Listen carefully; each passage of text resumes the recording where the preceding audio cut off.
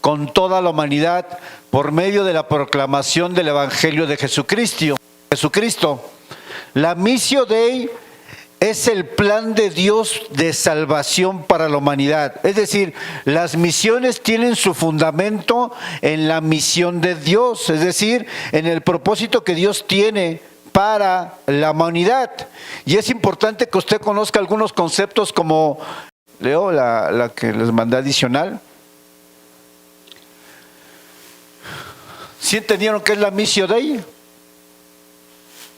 Misión. Pero lo puse en inglés, mission. La misión es la obra de Dios en y a través de la iglesia. Misión es la obra de Dios en y a través de la iglesia. Esa es la misión. Y las misiones se refieren a formas particulares relacionadas con tiempos, lugares o necesidades específicas de participación en la Missio Dei.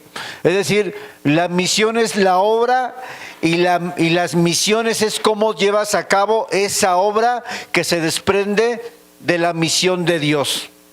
¿Sí se entendió? Entonces, todo surge de la misión de Dios, lo que se conoce de la Missio Dei.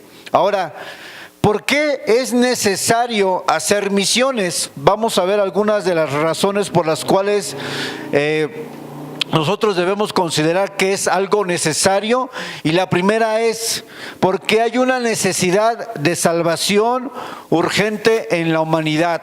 Mateo 9:36 dice: y al ver las multitudes, hablando de Jesús, tuvo compasión de ellas, porque estaban desamparadas y dispersas como ovejas que no tienen pastor. Está hablando el Señor Jesucristo y ve una necesidad en la humanidad. Por ahí alguien que busque Juan 3:17 y alguien más que busque 2 de Pedro 3:9. ¿Por qué tenemos que hacer misiones? Simplemente porque en la humanidad hay una necesidad de Dios. ¿Cree que la hay? Por supuesto. La humanidad necesita a Jesucristo. Y Jesús, cuando vino a la tierra, vio la necesidad que había del hombre de la salvación. Es una necesidad urgente, es un mensaje que tiene prontitud. ¿Qué dice Juan 3:17?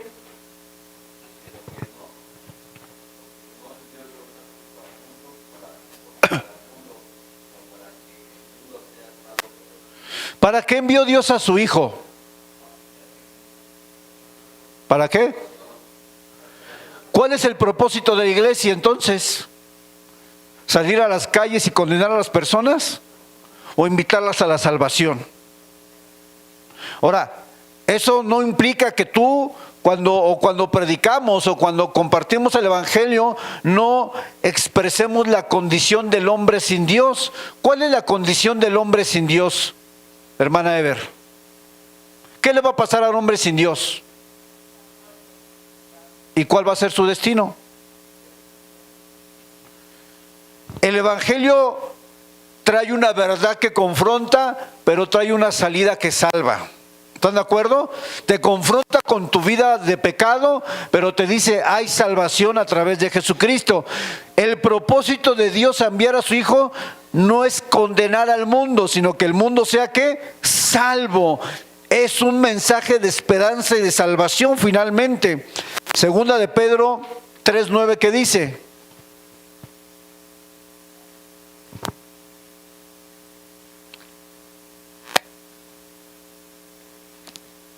El Señor no retarda su promesa, según algunos la tienen por tardanza, sino que es paciente para ¿con quién? Con nosotros, no queriendo que ninguno perezca, sino que ¿qué? Que todos procedan al arrepentimiento. Esto es el corazón de las misiones. El corazón de Dios para la humanidad no es que nadie se pierda. No es que salgamos y digamos, usted tiene un ídolo, usted se va a ir al infierno. No, señores. El mensaje de Jesús es un mensaje de esperanza y de salvación y de vida eterna. Y tenemos que tener cuidado en no caer nosotros en religiosidad, en condenación, sino en proclamar un mensaje que te confronta con tu realidad espiritual, pero también al mismo tiempo ofrecer la salida a la perdición eterna, a esa muerte espiritual. Tenemos que decir que estamos muertos, pero tenemos que decir también que hay esperanza, porque en el corazón de Dios mismo hay un anhelo porque nadie se pierda, sino que todos sean salvos. ¿Cuántos dicen amén? Ese es el corazón de la Missio Dei. Todo surge en el corazón de Dios. Esto me lleva a lo que se conoce como la ventana 1040. Y vamos a ver algunas características. ¿Qué es la ventana 1040? La ventana 1040 es una zona geográfica en el mundo donde se encuentran personas, regularmente o mayormente etnias, donde no se ha tenido acceso para proclamar el Evangelio. Y aquí es importante diferenciar, para que usted entienda las misiones, es que hay zonas donde nunca ha entrado el Evangelio y hay zonas donde sí ha entrado el Evangelio pero se ha rechazado.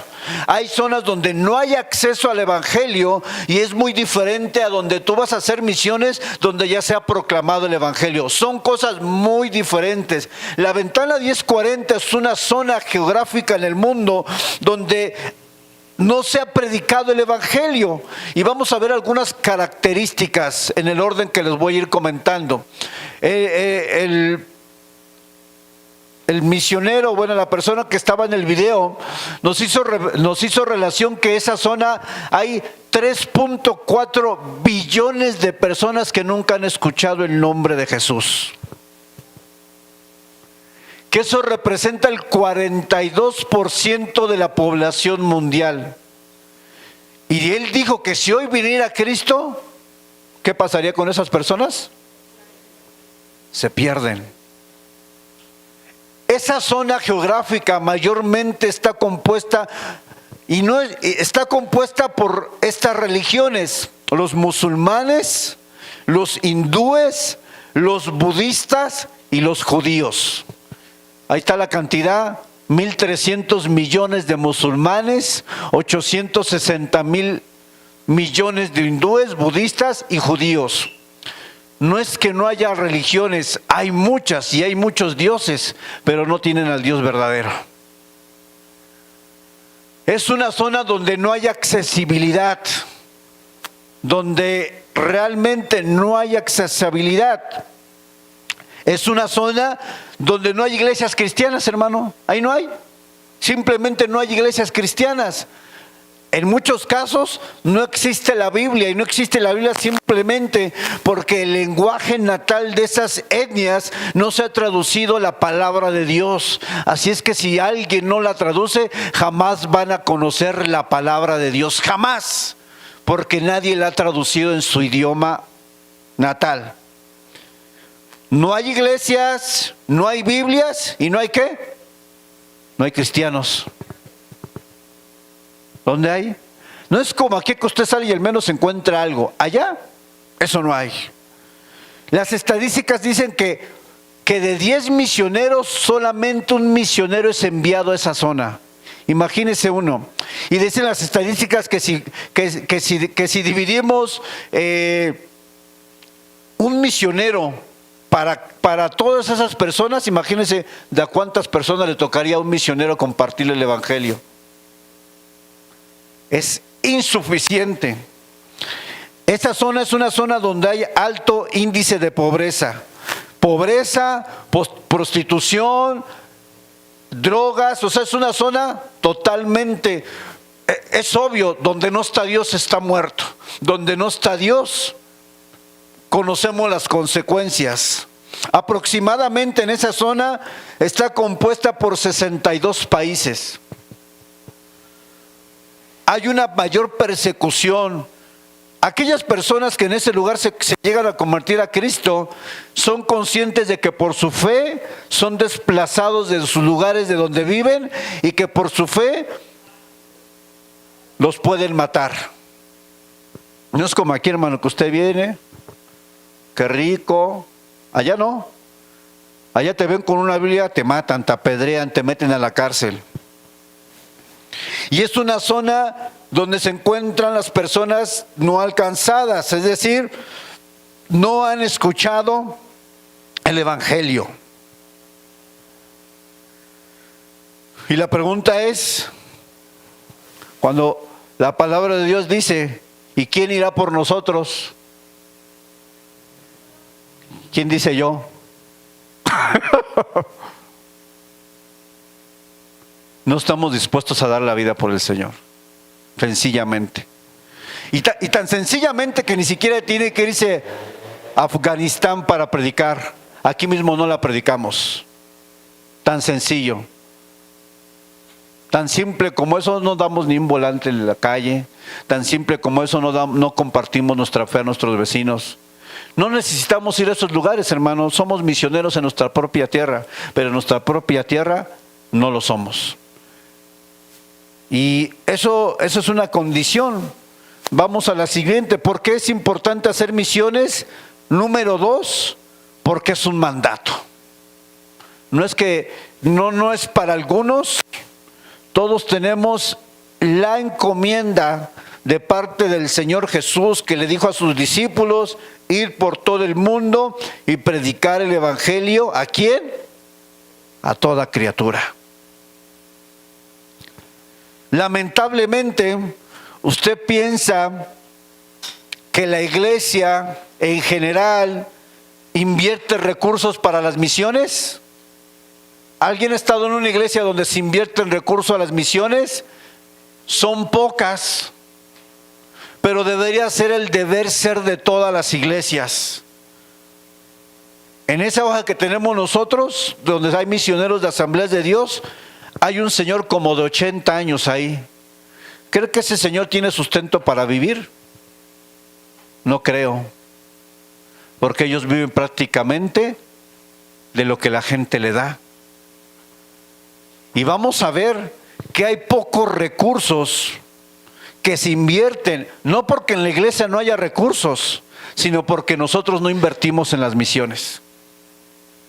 Este es un llamado a la conciencia, y vamos a ver una estadística real, donde del 100% de aporte económico, 2.5 se lleva a las causas evangelísticas, un 7% al trabajo transcultural. El trabajo transcultural se refiere a las misiones, pero en lugares donde ya se ha predicado, en lugares donde ya hay iglesias. Si vamos a Oaxaca y vamos a la sierra, ya hay iglesias, hay hostilidad, pero ya alguien lo escuchó, alguien ya predicó. Ese 7% se va a esa zona, y solamente el 1% se va a lugares donde nunca se ha predicado. Imagínense que del 100%, el 1% es destinado a los lugares donde nadie ha escuchado de Jesucristo.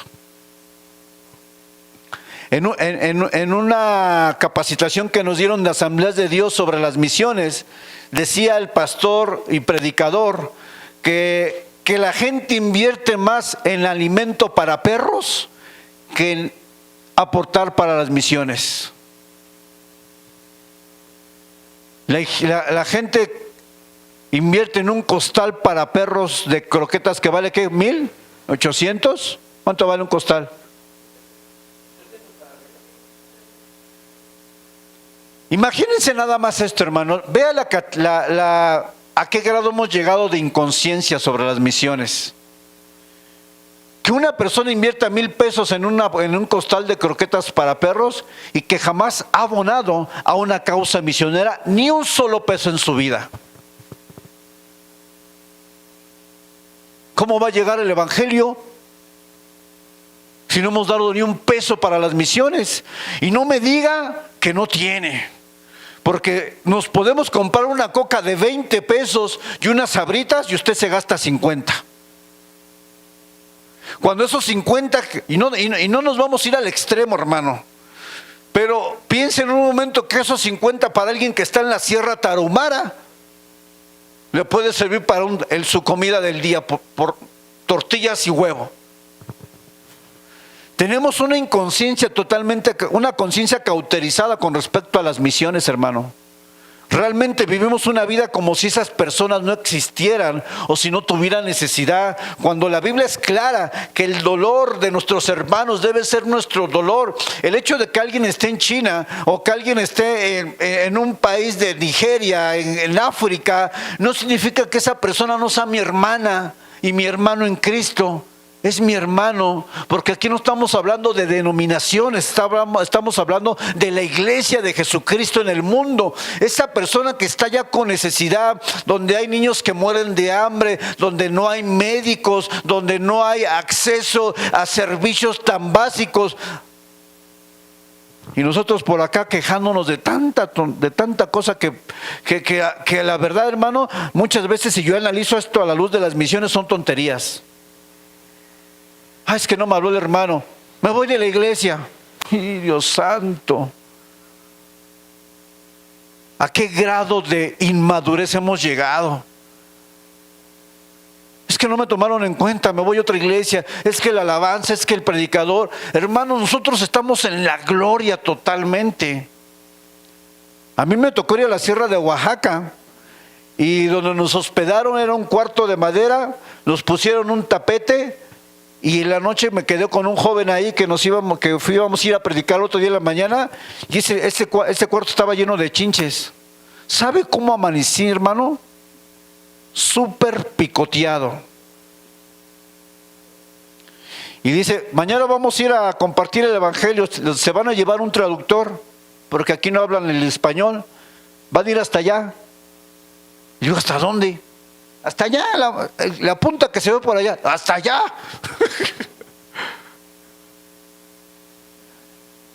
Sacrificio por Cristo no lo hacemos.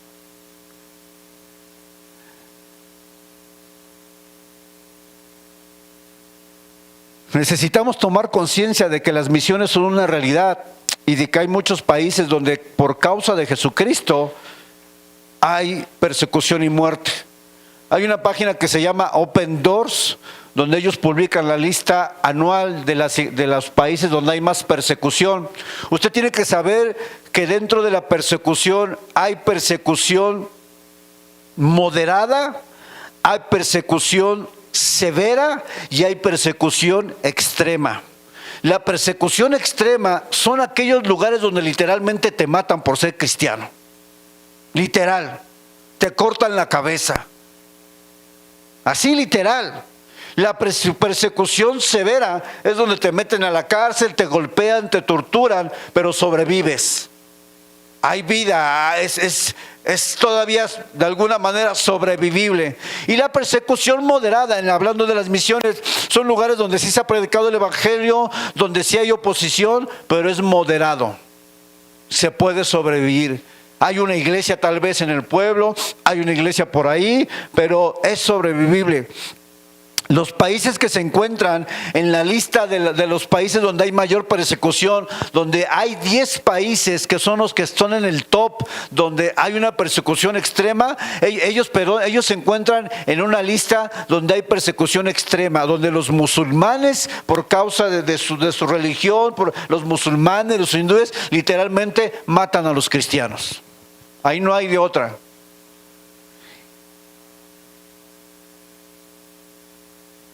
Por eso nadie va, porque nadie está dispuesto a dar su vida por Jesús. Bueno, si aquí predicamos, pues cuánto menos allá iríamos. Nos da temor.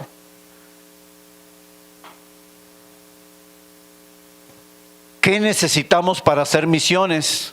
Vamos a la siguiente. Lo primero que necesitamos y lo que vemos en el libro de Hechos 1:8, la promesa de Jesús,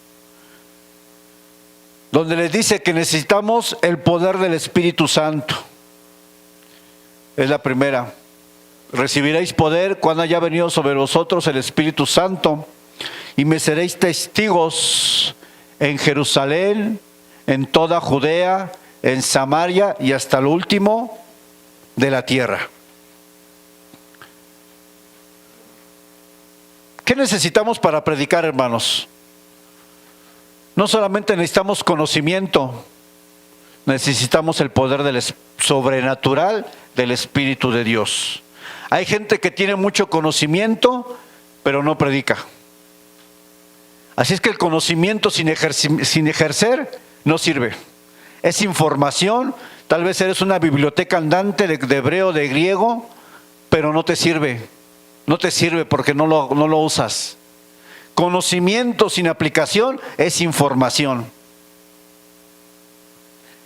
Pero cuando salimos, necesitamos pedirle al Espíritu Santo que Él toque los corazones. Usted conoce, dice la Escritura, que el Espíritu Santo es el que trae convencimiento a los corazones. Él es quien convence, pero Él no convence solamente por convencer. Él convence cuando nosotros abrimos los labios y predicamos la verdad de la palabra. Nosotros cumplimos con la misión, pero es en dependencia y es por el poder del Espíritu Santo que nosotros podemos ser testigos. Un testigo es alguien que presenció algo y lo comunica a otros. Nosotros hemos conocido a Jesús, hemos visto su poder, Él nos ha salvado, Él ha cambiado nuestra vida y somos testigos de algo. Somos testigos y ese testimonio tiene que ser compartido a otros, pero necesitamos el poder del Espíritu Santo. ¿Qué más necesitamos?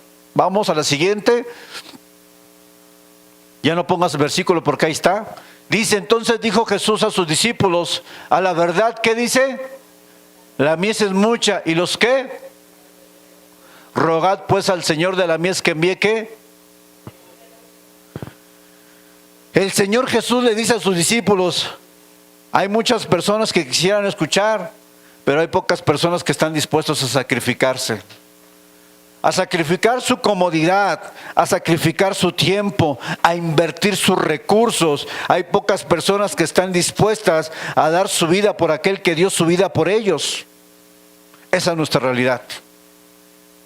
¿Qué más requerimos para hacer misiones? Vamos a la siguiente. Necesitamos dinero. No es una iglesia de la prosperidad, pero necesitamos dinero. ¿Para qué? Para que una persona se prepare en teología, para que una persona aprenda y vaya al seminario y se prepare teológicamente. Necesitamos que alguien se meta al seminario. Necesitamos gastos para que esa persona se vaya a ese país, a ese pueblo, ya sea vía terrestre, necesitamos pagarle su transportación. Necesitamos un lugar donde va a llegar con esas personas, una casa donde va a comenzar a reunir a alguien. Necesitamos que esa persona también tenga un sustento de alimento, porque esa persona literalmente le está diciendo a Dios: dejo toda mi vida, dejo mi comodidad, dejo mi país, dejo mi estado, dejo mi ciudad para hacer la misión Dei, pero requiero sustento, requiero apoyo, no voy a poder solo, y necesita sustento de vida. Requerimos que haya Biblias, requerimos que haya traducciones en la lengua natal, requerimos tratados, requerimos un lugar ¿dónde se va a reunir? Requerimos sillas, requerimos micrófonos, requerimos un púlpito, requerimos todo lo que se requiere para predicar. ¿Cree que se necesita dinero para hacer misiones? No se va a hacer solo con oraciones. Qué bueno que oramos. Usted puede orar 100 horas, hermano. Usted puede hacer ayuno de 5 días, de un mes, pero se requieren pesos.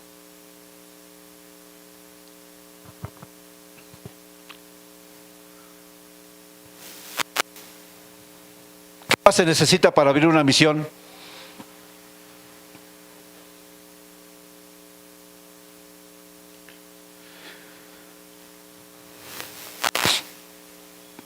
¿Qué más se requiere? Vamos a la siguiente. Se requiere plantación de iglesias. Dice: y Saulo consentía en su muerte aquel día que hubo una gran persecución. Estamos hablando de Hechos, contra la iglesia que se estaba en Jerusalén. Y todos fueron esparcidos por las tierras de Judea y de Samaria, salvo los apóstoles. Hechos 8, en el versículo 4, dice que donde quiera que eran esparcidos, ellos predicaban el evangelio. ¿Sabe que la iglesia, cuando nace en Jerusalén, es una iglesia que comienza a predicar no porque ellos querían salir, sino porque la persecución los hizo dejar Jerusalén? Ellos estaban cómodos ahí. Ya habían alcanzado Jerusalén, lo dice Hechos, ¿no? ¿Cuántos se convirtieron? 3,000, 5,000 y los demás que no narra la Biblia.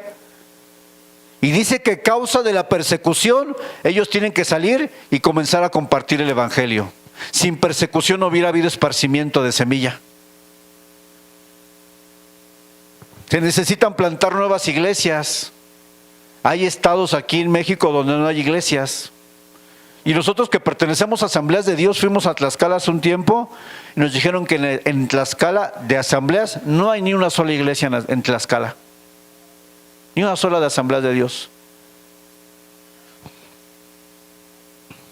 La plantación de iglesia requiere todo un proceso, pero más que un requerimiento o protocolo económico, protocolo de preparación, protocolo de envío, protocolo de iglesia, se requieren personas que decidan dejar todo por Cristo.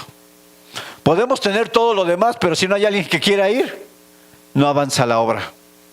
Se requieren obreros.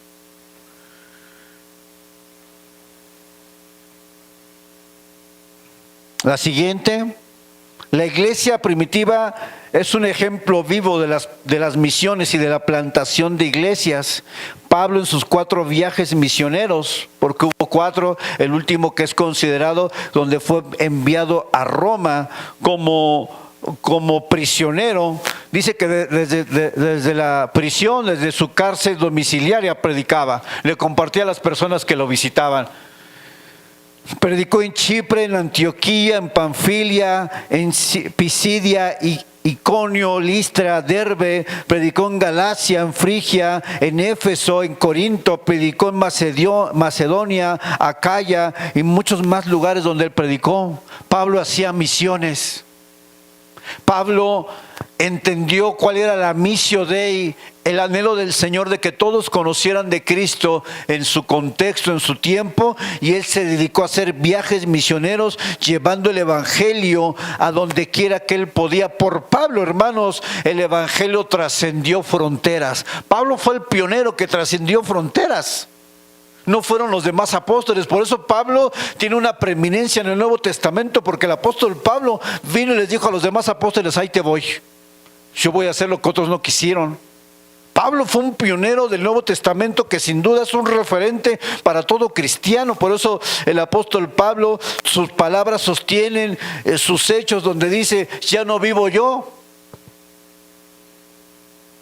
Pablo lo sostiene con hechos, y ese era un hombre, la verdad, imitable. Por eso dice él mismo: imítenme a mí, así como yo imito ¿a quién? A Cristo. Imagínense, para que un hombre diga eso, es porque era un hombre de Dios. Y en la carta a los Corintios, cuando Pablo habla de sufrimiento, encarcelado, azotado, náufrago, picado por una serpiente, cacheteado. Y, hermano, usted tiene como unos 8 versículos del sufrimiento de Pablo. Así, todo lo que pasó Pablo por Cristo. Pablo hacía misiones.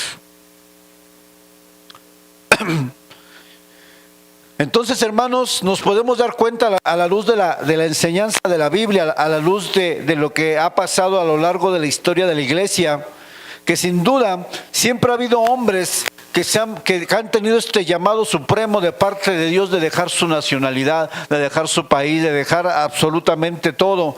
Es cierto, hay personas que tienen este llamado en particular, pero el llamado misionero no está limitado a salir de una nación. El llamado misionero se puede ejercer aquí mismo compartiendo el evangelio en la unidad. Pero tampoco lo hacemos, ni tampoco invertimos en eso. ¿Alguna vez de su corazón le ha nacido decir: voy a comprar volantes o voy a comprar un tratado para simplemente dejarlo casa por casa? Es más, ni siquiera tiene que predicar. ¿Alguna vez le ha nacido en su corazón decir: vamos a hacer esto para la obra misionera, vamos a evangelizar? ¿Sabe por qué no lo hacemos, hermano? Porque hemos caído en la comodidad de la iglesia. Qué bonito es estar aquí, qué rico, qué sabroso el aire, pero nos hemos enfrascado simplemente en nuestros problemas, En los problemas que llevamos 10, 15, 20 años luchando con lo mismo, 10, 15, 20 años enfocados siempre en el mismo problema, siempre en la misma situación, siempre en el mismo pecado, siempre en mi propia, que yo me preocupo por mí. Estamos tan enfrascados en nuestros propios afanes que nos hemos olvidado de la missio Dei, del anhelo que tiene Dios de alcanzar a los perdidos. Estamos totalmente enfocados en nosotros. En mi corazón, en mis anhelos, en mis sueños guajiros. Qué bueno que tiene sueños, hermano. Pero en sus sueños, ¿alguna vez ha contemplado hacer el sueño de Dios? ¿Alguna vez, aunque sea una vez en su vida, ha considerado que en los planes que tiene para su vida, decir, tengo que hacer algo para Dios? ¿O usted está totalmente que simplemente vive la vida en los afanes diarios, pero en su vida no hay en su corazón ese anhelo de compartir a las personas que se están yendo al infierno todos los días, porque nosotros no abrimos los labios?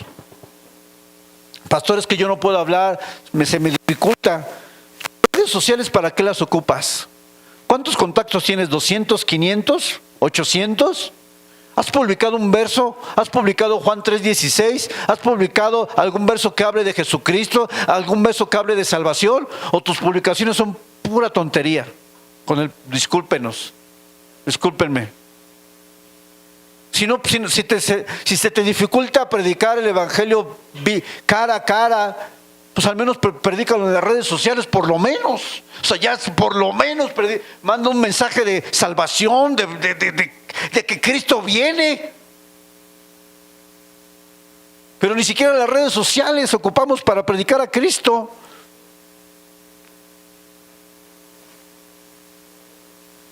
¿Qué necesitamos para hacer la obra del Señor? Para hacer misiones, vamos a la siguiente.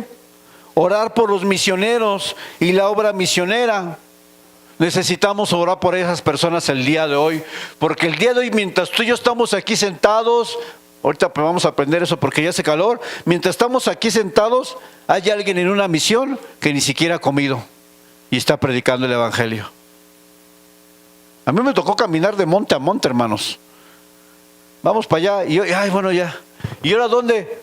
Ahora allá. Dios mío.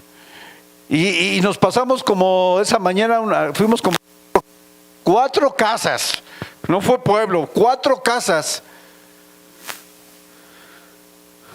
Gracias a Dios, la persona que iba con nosotros como traductor del náhuatl, las personas que estaban ahí aceptaron a Jesucristo. Los invitamos a la iglesia local que allá había.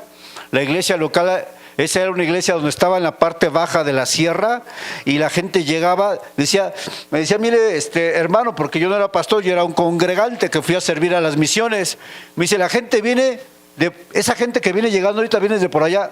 ¿Y sabe cuánto se hizo para llegar aquí a la iglesia? 1 hora y media caminando. ¡Ay! Hermano, nosotros no queremos caminar 10 minutos.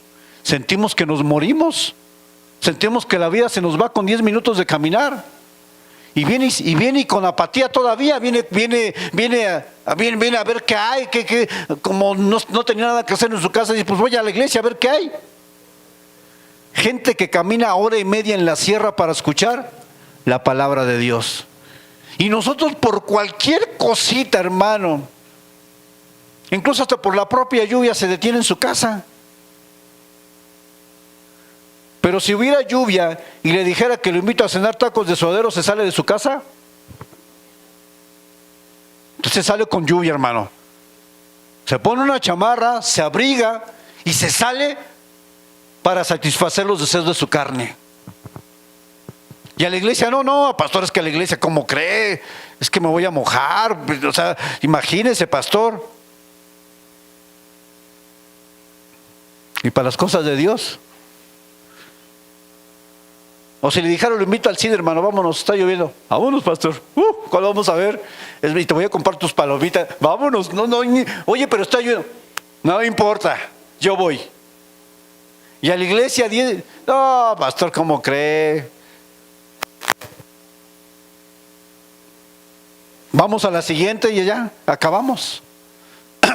Y ahorita vamos a orar, por supuesto. Dice la palabra de Dios, te lo dice a ti y me lo dice a mí.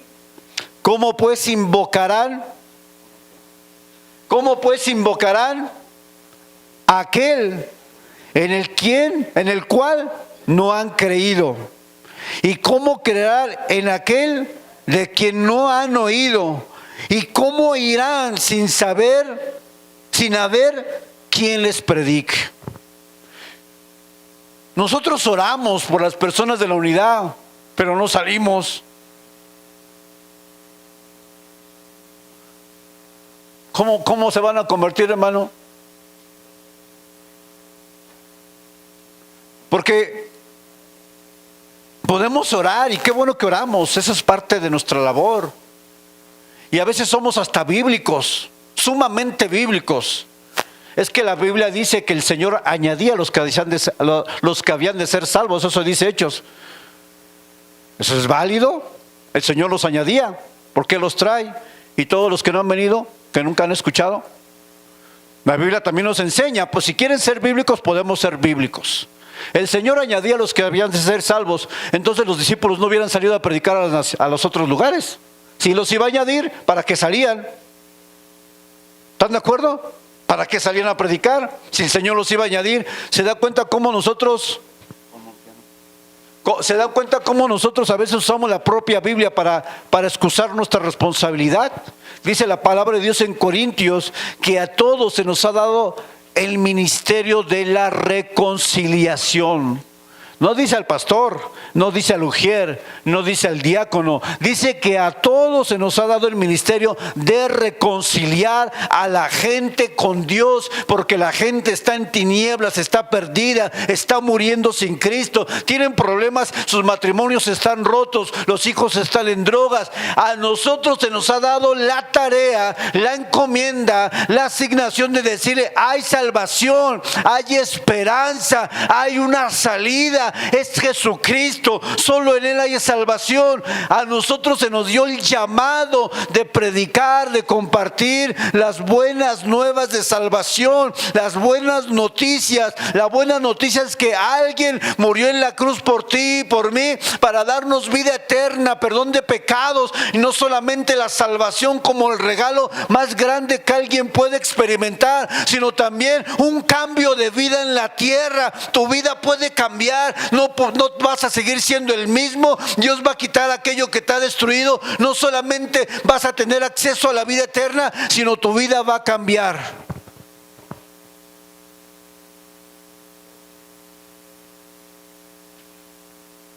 Niños, póngase de pie, hermano. ¿Cómo irán?